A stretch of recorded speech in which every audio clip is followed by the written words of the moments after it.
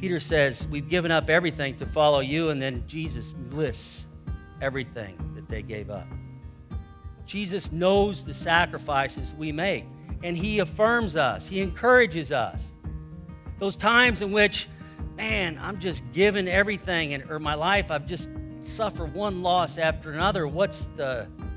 So Jesus doesn't just teach them that, hey, you got to suffer now because there'll be glory. He affirms them and says, man, you guys are doing it right. You've given up everything. But keep doing it because there's a future glory that awaits. You know, I think we already, as regular old people, I think we already kind of have a frame of reference for this, don't we? I mean, just in kind of a microscopic sort of frame of reference. We've all been to school at one point or another in our lives, right? We've all been students. And we've all probably had one or two subjects that we really had to work hard at just to get by. For me, it was anything in the math department. You just had to study. You kind of just suffer through all the study. You suffer through calculus.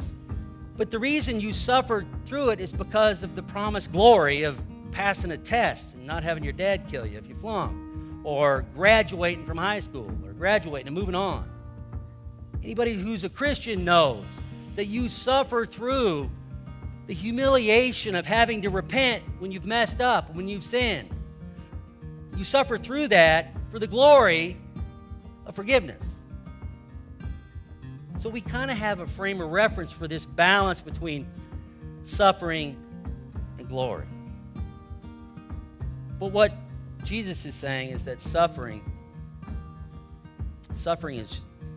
is the long road to glory. And he's telling them that there is a way to suffer well. And you know, the word suffer is pretty harsh, but there's a way to sacrifice well. There's a way to sacrifice in such a way that you glorify God along the way. When we sacrifice ourselves for the sake of somebody else, we're sacrificing ourselves for God. We're putting ourselves out. We're doing something that's inconvenient, uncomfortable for ourselves, but we're doing so for the sake of Christ. Christ is glorified. Jesus says, keep doing that. There's a reward in heaven for those who glorify me now.